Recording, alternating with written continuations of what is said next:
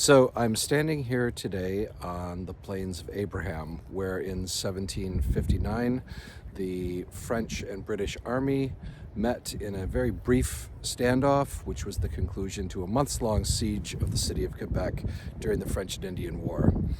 In late June of 1759, British commander James Wolfe and his 4,400, 5,000 men land on Ile d'Orléans, which is just east of the city. There they encamp. In the end of July, they do make a failed attempt to cross the St. Lawrence River to the Beauport shore to the north, near the Montmorency River.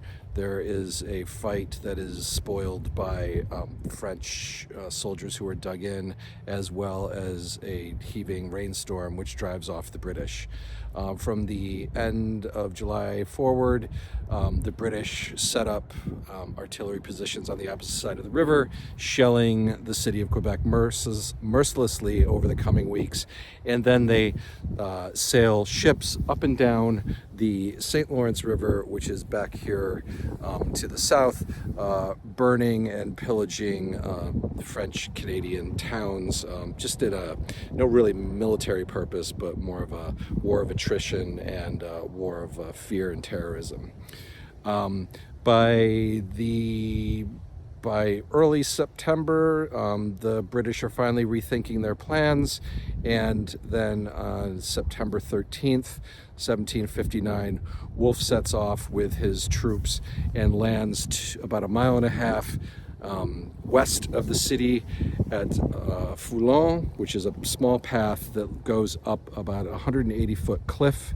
He lands initially with 400 troops. By the mid-morning, he is fully on the top of the plains here with 4,400 troops. He completely fakes out the French. The French commander Montcalm is convinced that the British attack is still going to happen about 10 miles to the east of the city at Beauport, where the British tried to attack in July. When he hears of the British troops amassing here on the plains, he rushes his men out of the city, as well as from Beauport 10 miles away, to form up some ranks outside the city. They're fairly evenly matched. There's not a lot of artillery here, a couple of guns, and that's it.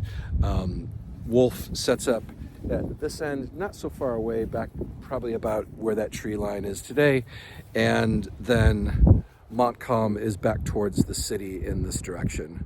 The British famously form into a couple of thin ranks that stretches across this entire plain, and then wait. They load 2 balls into each musket, and as the French army, which is a mix of regular French troops as well as Canadian militia and some First Nation allies, sort of at the flanks, taking pot shots at the British, it's kind of a disorganized advance. They fire too early. They continue to move forward towards the British. Some are a little ahead of others. It's kind of a disorganized attack. At 40 yards, the British, who have been laying down on the ground somewhat uniquely, and you find from a lot of modern research that the British actually use this tactic in many battles, rather than just stand and take fire. They lay down. At 40 yards, they stand up. They fire this enormous volley into the French, buckling the French, and after a brief firefight of about 20 minutes, the French retreat back to Quebec. During the battle, British General Wolfe is wounded and dies fairly soon after, maybe about a quarter mile back this way. Montcalm is wounded approximately over in here where this trees and this modern hotel are. He dies the next day, having been carried back to a surgeon's in Quebec. This sets off a series of cascading events. The French leave Quebec, the British occupy it, most of the British go away for the winter. It's a long occupation. In the spring of the next year, a relief force comes from Montreal. There's the Battle of Ste. Foy, which is technically a French victory, again, kind of in this field, maybe a little north of here, pushes the British back into Quebec. but then it's a race that's on who's going to resupply first. The British Navy gets into the St. Lawrence ahead of the French arriving. They're able to resupply the British, and the French realize at that point that they're not going to be able to hold on to Quebec any longer. Having retreated to Montreal very soon thereafter in early September, they concede Montreal and all of New France. And then in the subsequent Treaty of Paris of 1763, the French cede all of this territory to the British, except for two small islands north and east of here, which they retain to this day for cod fishing rights.